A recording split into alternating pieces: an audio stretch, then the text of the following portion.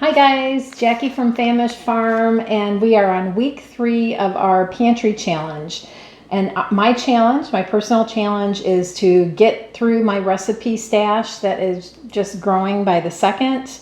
And then I had identified 7 items in my pantry that I needed to address: orange juice, chia and flax seeds, malt flour, nutritional yeast, dill pickles and strawberry jam, and TVP, texturized vegetable protein. So this week, in addition to 3 new recipes, we're hitting some more of the texturized vegetable protein, the beef flavor. So I de-stink the beef flavor just so I have those nice soy nuggets, and I use that in one of my recipes. But our recipes this week, we made a German apple pancake for breakfast for dinner. Baked spaghetti, and that's using that beef TVP. We had chicken breast, turkey. We had potato soup, pizza, and my husband requested hamburgers. So what we're making, the chicken breast recipe, we made into a chicken tender that is a healthy baked chicken tender. So what we had in the freezer, the pizza dough from scratchpantry.com, easy freezer pizza dough. I've already thrown away my old recipe because this recipe is fantastic. And the key was, I believe, that my old recipe did not have as much yeast in it. And it just makes sense. In the freezing process, you're going to kill some of the yeast. But if you have extra yeast in it, you'll still get a nice rise on the pizza dough. And instead of being break your tooth crunchy, my old recipe, this one was chewy, and it was delicious. So I can highly recommend that. That recipe, we split it into 3 balls, and we will have pizza now. And next time I make it, I'll double the recipe, and then because I like to have about 6 balls of dough in the freezer for whatever purpose. Our second recipe, our first new recipe of the week, is baked spaghetti from All Recipes, and I'll put a link below, by Calico, Calliko. And this is the one I use the ground chunks of the soy protein. And I used a store-bought spaghetti sauce. Everything else I pretty much have in the fridge all the time. And this is a baked spaghetti. I'm making that tonight. I've already made it, but we're going to serve it tonight. So we'll let you know. Our Meatless Monday did not fall on Meatless Monday this week. And then the second new recipe is healthy baked chicken tenders with honey mustard sauce from the Modern Proper.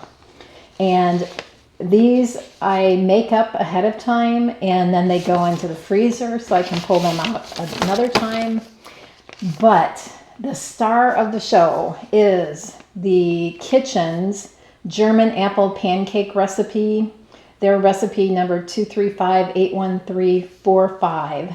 And this thing was beautiful. It was delicious, and I highly, highly, highly recommend it. And I'm already foreseeing a time when I'm going to make it for company, when family comes, and I've only got 1 cast iron skillet.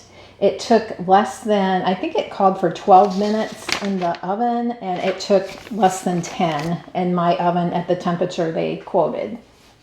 So I foresee one person slicing apples, one person sauteing apples, the next person getting the oven fed and cutting them and serving them to people that are waiting. We made it with scrambled eggs, and I did a couple pans of bacon in the oven also when I was in a downtime yesterday. And oh my gosh, I could eat that every week for breakfast for dinner.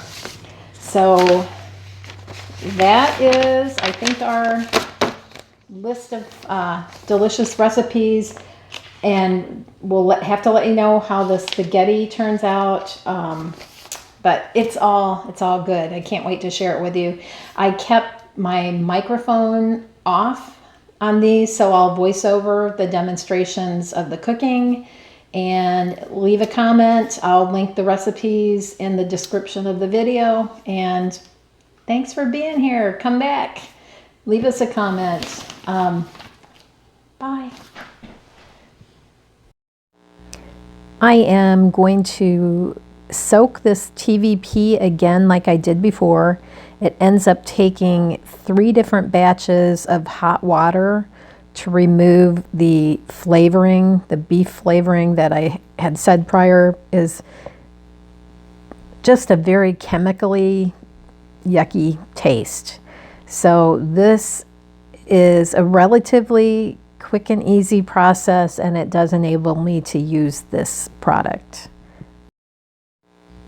While I'm doing this with the TVP, I have put a big pot of water on to boil some spaghetti, and I wish I had also gone ahead and started a skillet with some oil for the onions to saute.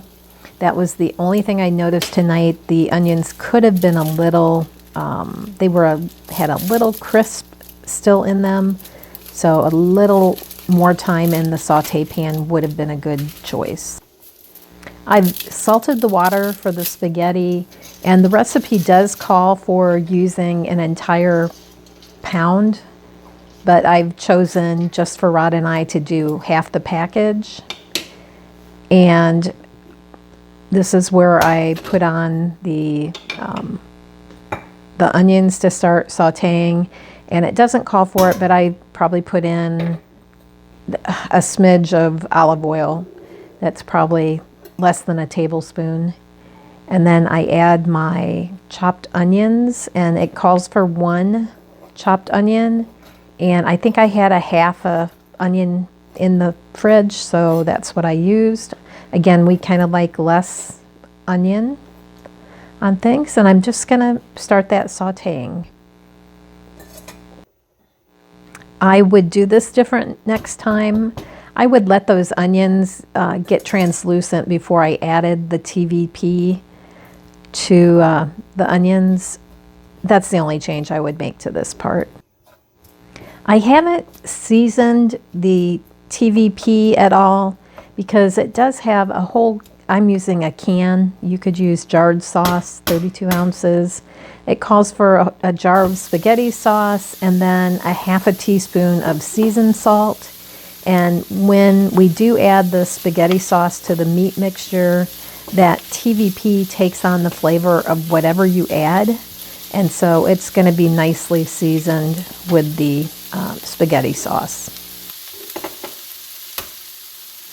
Then I'm going to crack 2 eggs into a small bowl and whisk those up and add 1/3 cup of Parmesan that I've already grated and 5 tablespoons of melted butter.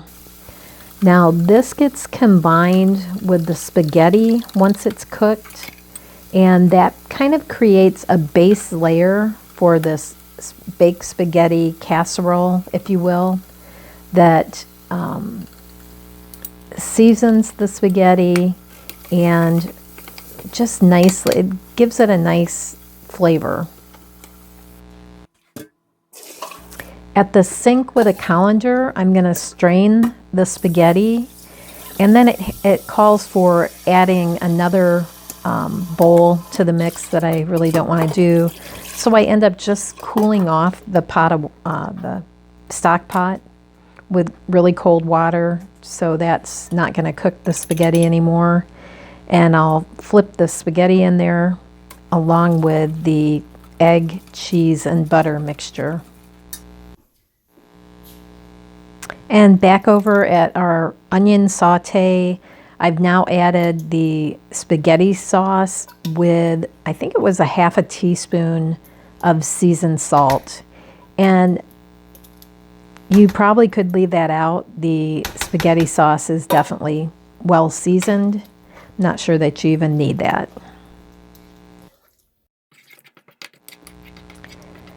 Now, as I pull over to the side counter here, I've gathered also 2 cups of cottage cheese And actually I split the mozzarella. It calls for 4 cups of shredded mozzarella. I just did 2.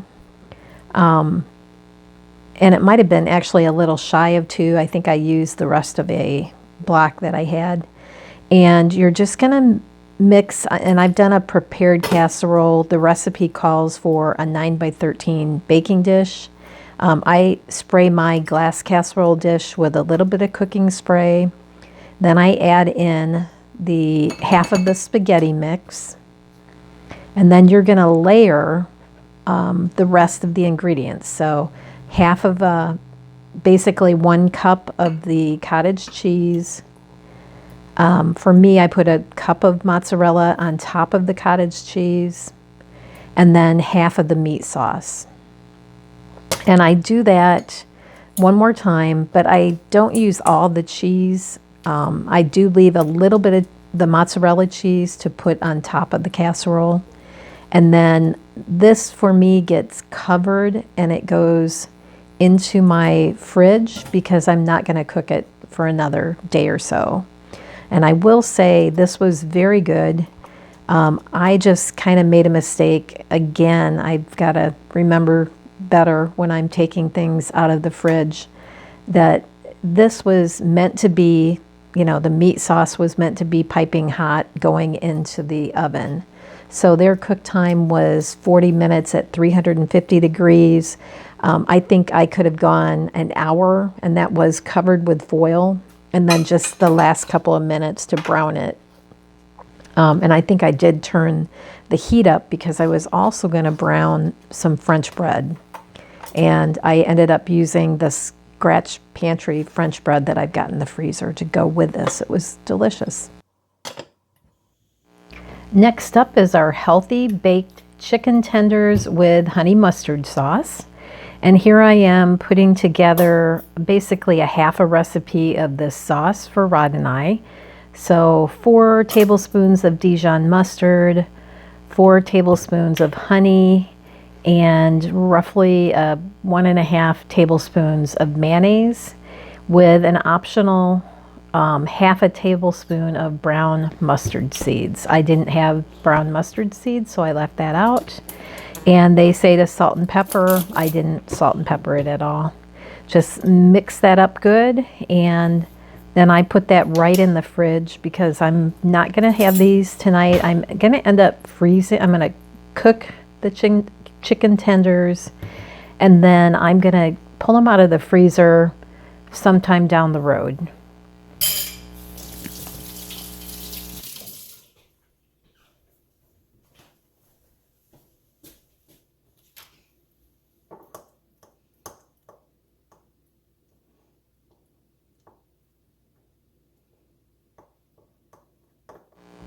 The recipe calls for 1.5 pounds of chicken tenders. I just happen to have 1.5 chicken breasts that I have sliced these thin, and I'm just gonna slice those into nice sized chicken tenders. Easy peasy, do whatever makes you happy. If you want to buy pre-cut ones, have at it. And because these were pretty damp coming out of they came out of my freezer and then were in my refrigerator to thaw. And so I decided to just blot them on a couple paper towels to get the extra moisture off of them. This is a completely optional step. The recipe, I don't believe, says anything about it. I just thought the breading would adhere better to it if I had done that. So now we're going to make the ingredients to bread the chicken tenders, and it calls for 3 large eggs beaten, which I'm going to do here with my whisk. And then our dry mix, our flour, is actually made with almond flour. So that is 1 cup of almond flour, 1.5 teaspoons of sea salt, 1 teaspoon of paprika, 1 teaspoon of onion powder, and 1 teaspoon of garlic powder. And then use your judgment on black pepper. We generally black pepper heavy because that's just what we prefer. Now I'm just going to try to fit everything on here in approximately the order that it goes. I will end up giving this flour mixture, obviously, a nice mix so everything is combined. And the surprise ingredient is unsweetened coconut, shredded coconut. And it does call for 2 cups of that. I just pour out what I need as we're going. And this is from Walmart, their organic, unsweetened, shredded coconut. So the process here, and you try to do the one hand deal. Good luck with that. Actually, today it actually works pretty well. And you're gonna dump first in the egg mix, and then into the dry mixture, and then back into the egg wash before the final little coating of coconut. And then put that on whatever baking dish you're using. And rinse and repeat until you're all done. And into the oven at 425 for 20 minutes.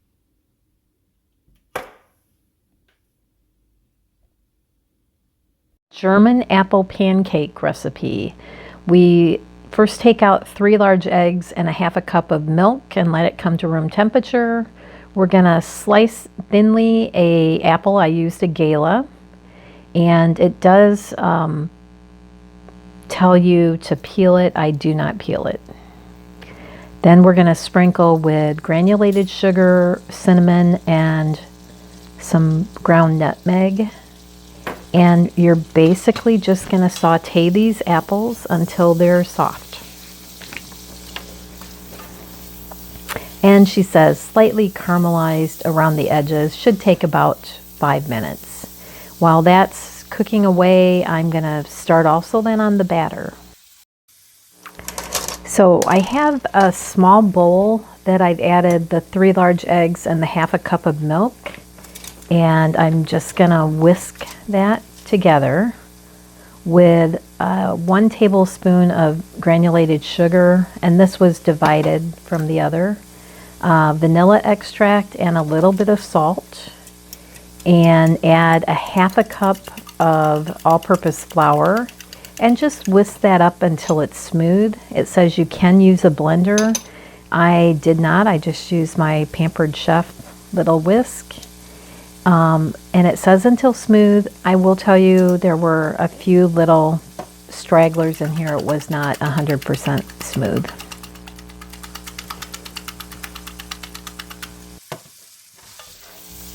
Our apples are nicely softened now, and it tells you to spread the apples into a single layer. And it doesn't have to be pretty, it's not gonna matter. So just get them as flat as you can. And then you're gonna pour the batter evenly over the apples. And now is about the time I discovered that I did not turn the oven on when I should have. So these go into a pretty cold oven. It says 425, and it's only gonna take 12 to 15 minutes to bake.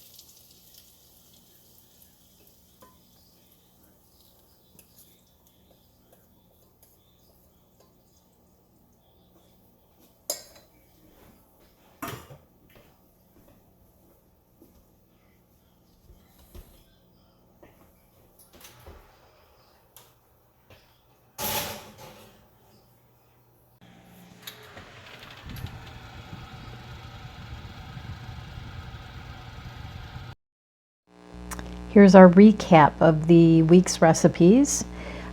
Easy freezer pizza dough by Scratch Pantry we made last week, and we put it in the freezer. And so I thawed one of these 3 balls of dough on my island the afternoon, and it took longer than 30 minutes, but that's beside the point. I put the pizza in the oven while it was warming up for 20 minutes, and it was perfect. I believe I cooked it at 425. This dough browned up on the bottom beautifully. It was crispy on the outer edges, a little chewy on the inside. Perfect pizza dough. Our baked spaghetti casserole by All Recipes was really good. It was a very rich tasting spaghetti, I think in part because of the mozzarella and the cottage cheese. Simple to make, made a really nice meatless dinner using up our beef flavored soy chunks, our TVP. And we made this for 2 people, and we have enough that we will do this next Monday also for Meatless Monday. Very good recipe. Oh, and look in the picture. I made some garlic toast up using the Scratch Pantry French bread recipe from last week. It was delicious.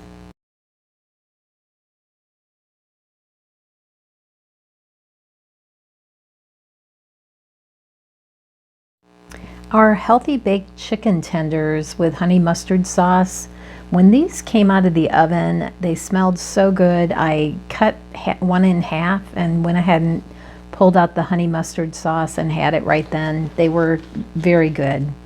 So I put these in the freezer, and I plan on pulling them out and either reheating them in the air fryer or in the oven. Actually, you could probably microwave them, although they might get soggy. I wouldn't want that breading to get soggy, but in a pinch you could microwave it.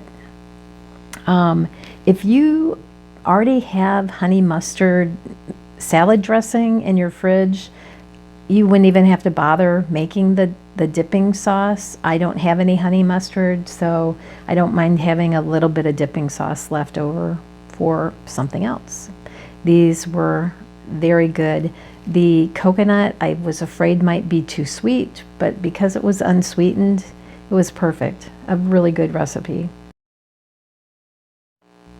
Man, was this recipe good. I made it pretty much exactly per the recipe, other than I didn't peel the apples. And it was impressive looking. It was easy, quick, and absolutely delicious. We did serve it with sugar-free maple syrup, and we had a side of scrambled eggs and bacon.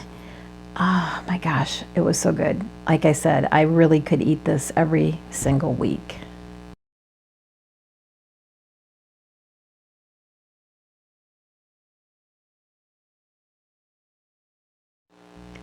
This was really good eating this week, and I can't tell you how much I appreciate you guys being here with us. Please drop a comment, a like, and subscribe. And any ideas you have for using up any of my soon-to-be stale items, let me know. Thanks again for